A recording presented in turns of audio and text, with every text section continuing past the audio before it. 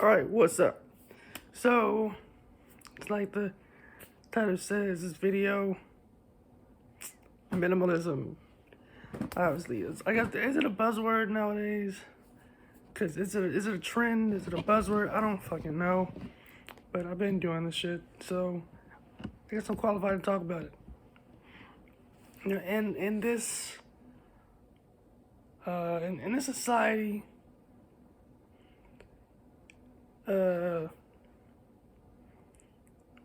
obviously they give us these ideas of this path we're supposed to take in life, right? Go to college, or go get a job, or go to college, then go get a job, or whatever order you do it in. At the end of the day, they put a lot of pressure on you via advertisement, social media, word of mouth from your friends, from your family members, to buy a lot of shit, to get money to buy shit. That is the point. They say you gotta get your money up so that you can get the nice cars, so you get the nice clothes, designer clothes, the Jordans shoes, the fucking, I don't know what type of designer shoes are there. I mean, I guess Jordan is almost kind of like a designer shoe. It's like Jordan is like a hood designer shoe. It's like a designer shoe for the hood, I guess. I feel like it's a designer shoe for niggas, I guess. But because that's how they treat it. They treat Jordan like it's a designer shoe. You know, I'm like, is it supposed to be thought of as a designer shoe, really?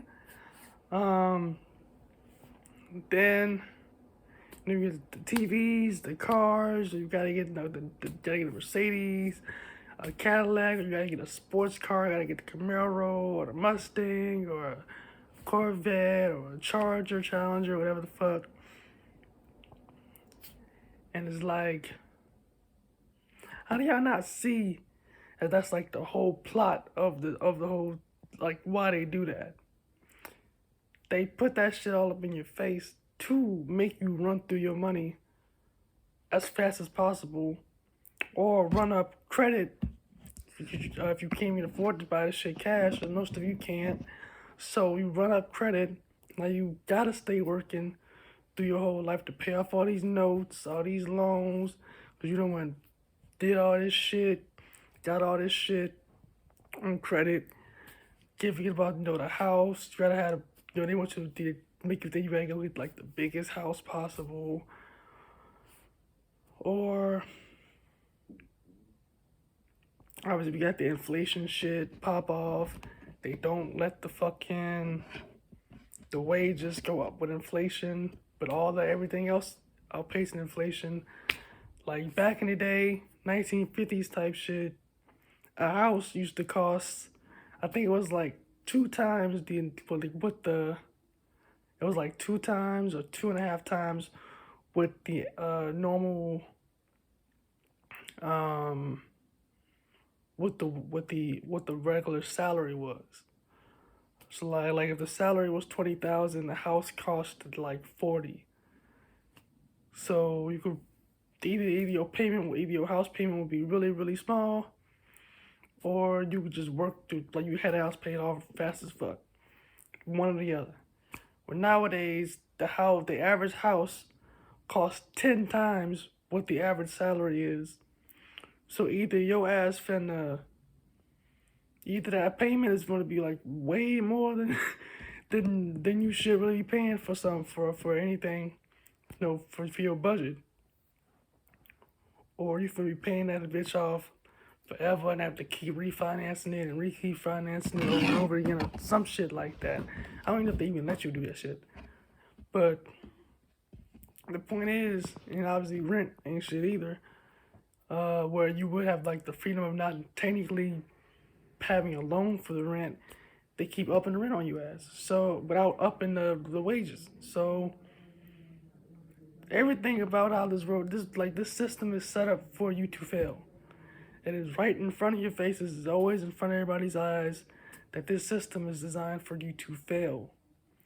Unless you get rich, you get lucky, or you choose to go without, meaning be a minimalist. Those are your only real three options to I mean, there is kind of like a line somewhere between, you know, being a minimalist and being rich, whereas like the true middle class people are like normally those who nowadays to truly be what the idea of a middle class was intended for, you need to basically go Dave Ramsey style pretty much. To make go to college or go get find somebody to get into a position that pays more than average, or have like a two income household, husband and the wife are working, and both of them put together make decently above the average.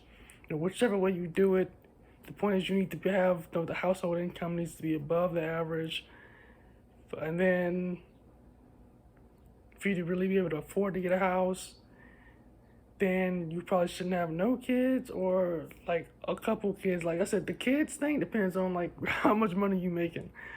If your income is way up there, then cool. If it's not, you might have to just have like one kid and then like wait like 10 to 15 years to have another one. Or like just be happy with the one.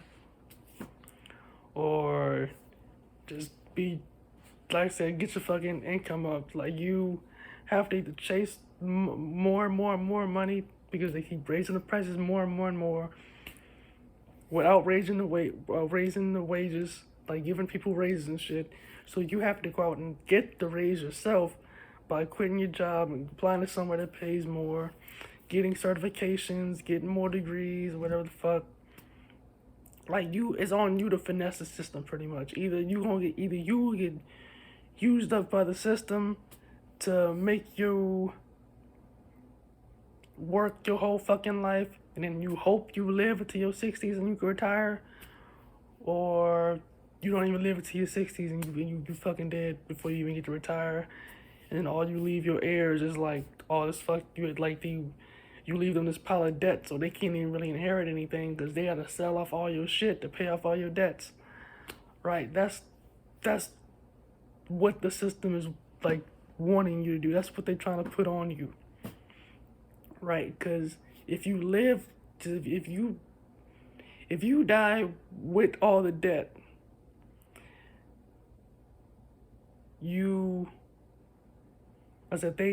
they might not get the debt paid off, but they just want to get the fucking assets right back because you gotta sell it to them to pay off your heirs, your children, and them gotta sell off all your shit, all your assets, your house, your any stocks, cars. They gotta sell that shit off before they can even get anything, which is obviously why you gotta have life insurance.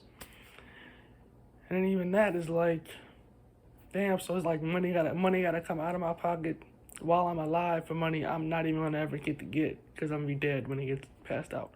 But I mean, that's what you gotta do. Unless, like you said, you go to Dave Ramsey style, no debt. If you can't maximize your income by getting certifications, getting doing college or going to trade school, getting a trade, leveling up, knowing how to level up by like switching jobs every couple of years to if your bosses don't want to give you a raise. And the main point is the cheat code is to go without, like not let them get in your mind too much, make you feel like you gotta have these cars, you gotta have the biggest shit, you gotta have these designer clothes, you gotta have, and I have an iPhone, but it's like 3 years old, so not feeling like you gotta always have the newest, and I might buy the new iPhone when it come out if I have what the money is, but I'm not gonna go into debt to buy it, and I'm not gonna like pressure myself to feel like I gotta buy it. You feel me? It's like, I mean, I don't got a MacBook. I mean, eventually I'll buy a MacBook, but I'll get it when I get it. The real G code to really, I wouldn't say go around, because that's gonna be another video I do next. Is like, there is no real way around, over, under, or around the system. You just gotta go through it until, but you have to go through it intelligently, purposefully, and not falling for the BS till you have enough money saved up where you can basically exit the system and go your own way in different time. But I'll get into that in the next video. But yeah, like I said, minimalism is really the cheat code because, like I said, you can be in that middle part. We're like in the middle between being a minimalist and being rich when like you're like the true middle class. Like I said, nowadays it feels like there's only two classes. You know, there's either you rich or you broke, and then there's like poor underneath the broke. Because there's a difference between poor and broke. Long story short, if you have a job, even if you're paycheck to paycheck, you broke. If you getting government assistance, you poor. That's the difference. That's the difference. If you want government assistance, any kind of government assistance, you're poor. If you're not on government assistance and you're just working your way through, you broke, or you rich. But the middle class isn't completely dead. The middle class is just pretty much anybody doing the Dave Ramsey plan, like, and who's like on baby step 7, where they're like, you don't have no debt, you make enough money, your house ain't, if you still have a mortgage, it ain't no more than like 25% of your take home pay. So you used to have 75% to do what you need to do, have fun, eat, go on vacation or whatever the fuck. Then yeah, that's the real middle class nowadays. Anybody, if you feel like there's no middle class, it's because everybody else is too busy either choosing to be so minimalist that they just don't even, when I've considered doing this myself. Basically what it seems like, and I like Tim Moore, but basically what he does, as far as I can tell, which is, just works just enough to make what he needs and then goes to fuck home. He doesn't really have any debt, as far as I know. He's not chasing material possessions.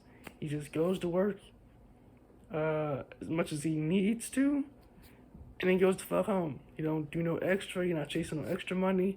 You're not chasing no early retirement by stacking up a bunch of money. The FIRE movement. You just go to work, get what you need, go to fuck home. No extra money, really.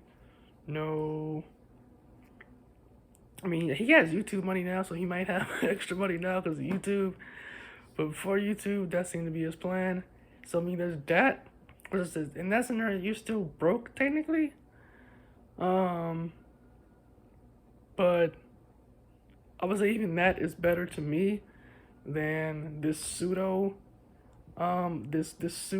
upper class where you see somebody and they have they have a decent income, or they might not even have a decent income, but they have all this shit, and you would tell like they don't own any of that shit. It's all loans, debt, fucking, they drowning in payments, can barely afford the shit. I know a bunch of people like that myself.